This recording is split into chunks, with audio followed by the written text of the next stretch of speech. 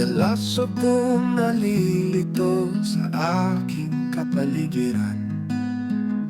Bakit kaya madalas ay may kakulangan? Limitado ang aming pagkain sa hapagkainan. Hindi maisakto sa mga pangangailangan.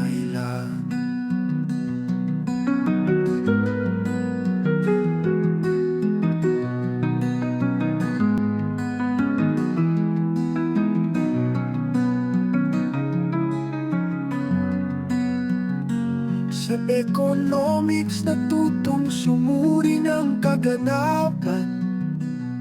Labis na nauunawaan at lumawak ang kaalaman sa katotohanang hindi sapat ang pinagkukunang yaman.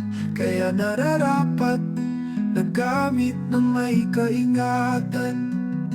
Ipinaliwanag sa aking sanhi at dahilan bakit presyo ng bilihin ay nagmamahalan.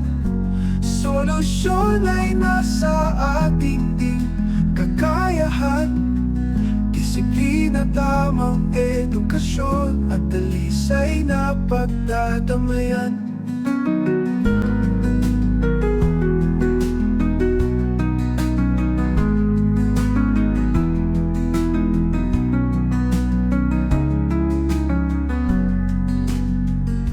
Kaalaman ko sa economics ay kasagutan upang landas ko ay matalino mapaghandaan. Sarili kayang matutulog na maiahon sa kahirapan.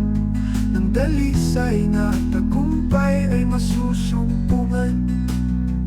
Ipinaliwanag sa aking sanhi at dahilan bakit presyo ng bilihin ay nagmamahalan.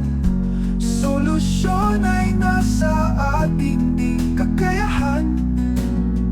Disiplina, tamang edukasyon at dalisay na pagdadamayan.